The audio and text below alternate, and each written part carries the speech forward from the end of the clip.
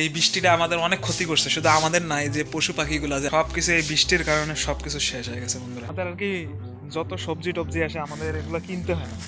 আমাদের যে বাড়ির যে পিছন সাইড সামন সাইড সব পাশে আমরা সবজি লাগিয়ে রাখছি। দেখতে পাচ্ছি টিনের ফুটোগুলো কিভাবে হয়েছে, এগুলো সব বৃষ্টির কারণে এবং শিলা বৃষ্টির কারণে দেখতে পাচ্ছেন। হ্যালো বন্ধুরা, সবাইকে স্বাগতম এই চ্যানেলের আরেকটি নতুন ভিডিওতে। কালকের ভিডিওতে দেখেছিলেন অনেক বৃষ্টি হয়েছিল আমাদের এদিকে, তো বৃষ্টির মধ্যে আমরা জাল বসাইছিলাম, বেশি একটা মাছ পড়ে নাই। তো আজকের আবহাওয়াটা দেখুন বন্ধুরা, আজকে চারপাশটা কত রোদ উঠছে বন্ধুরা।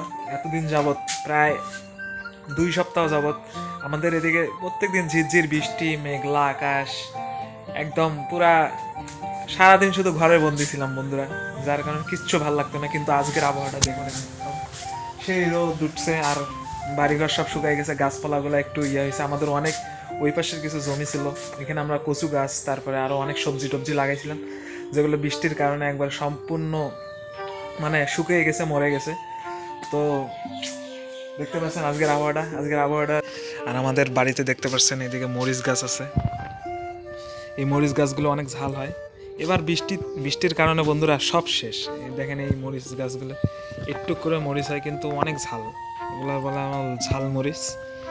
আমাদের বাড়ির বাইরে তো আরও মরিচ আছে, কিন্তু এই মরিচগুলো অনেক ঝাল হওয়ার কারণে আমরা এগুলো ব্যবহার করে থাকি খাওয়ার কাজে, মানে 1-2টাতেই হয়ে যায় তরকারি। আর এই পাশে দেখতে পাচ্ছেন আমাদের তুলসী গাছ, এদের তুলসী গাছ দেখতে পাচ্ছেন। এই পাশে তো দেখতে পাচ্ছেন মালটা গাছ, এই পাশে মালটা গাছ। আর এই পাশে আমাদের গরু রাখার ঘর, দেখতে পাচ্ছেন গরু রাখার ঘর। সাধারণ জীবনযাপন গ্রামের যেমন হয় আমাদেরও বাড়িটা এরকম। আর এই পাশে দেখতে পাচ্ছেন কলা ধরছে, কিছুদিন পর কলা হবে। এই আর কি আমাদের সাধারণ জীবনযাপন লাইফস্টাইল, এগুলোই আপনাদের মাঝে তুলে ধরবো। তো এটা হচ্ছে আমার ঘর, এটা হচ্ছে আমার বাবা মার ঘর। দেখতে পাচ্ছেন আমরা সবজি লাগাইছি, এই যে সবজিগুলো। এটা কি সবজি আমি এখনো শিওর বলতে পারলাম না, আমার বাবা মারা বলতে পারে। আর এইদিকে দেখতে পাচ্ছেন আমাদের টিউবওয়েল। আমরা এই যে বন্ধুরা টিউবওয়েলটা দেখতে পাচ্ছেন, এমন করলে জল বেরোয়, এক হাত দিয়ে কোনো ঠাসতে হয়, আর এমনি জল বেরোয় আনলিমিটেড। এখানে আপনাকে জলের জন্য কোনো কষ্ট করতে হবে না, শুধু একটু কষ্ট বলতে হাতটা দিয়ে শুধু এমন করতে হবে, তাহলে আপনি জল পাবেন।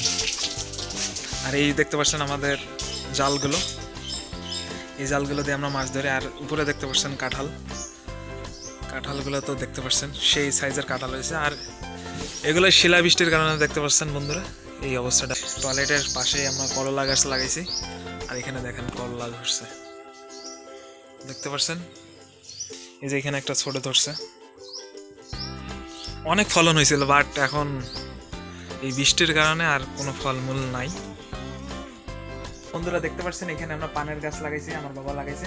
কিছুদিন পর এখানেও মনে হয় পান ধরবে। এই যে পান, আমরা গ্রামে যেহেতু থাকি, আমাদের বাড়িতে কেউ আসলে, মেহমান আসলে বা আত্মীয় পরিবারের কেউ আসলে আমরা সবার আগে পান সুপারি দিই। তো এখন আমি একটু বাড়ির পিছনে যাই। আমাদের বাড়ির পিছনটা দেখতে পাচ্ছেন চারদিকে সবুজ। আর এটা হচ্ছে আমাদের গেট।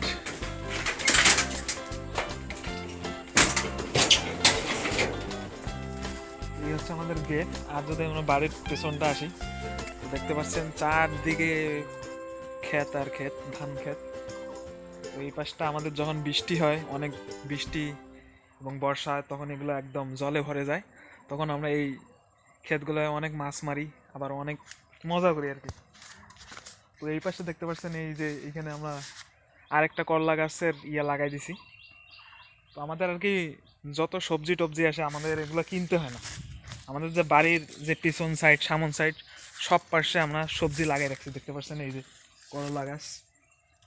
এই গাছগুলোতে এক সময় বন্ধুরা অনেক করলা ধরছিল, এগুলো আমরা অনেক সময় বাজারে যে বিক্রিও করি। কিন্তু এই বৃষ্টির কারণে আর শিলা বৃষ্টির কারণে এমন একটা অবস্থা হয়ে গেছে যে এখন আমরা যে খাবো আমাদের বাড়িতে, সেগুলো আর কি হচ্ছে না। তো তবুও যায়, 1-2টা হচ্ছে, আপনারা দেখতে পাচ্ছেন 1-2টা হচ্ছে, এতে করে আমাদের খাওয়াটা অন্তত হয়ে যাচ্ছে।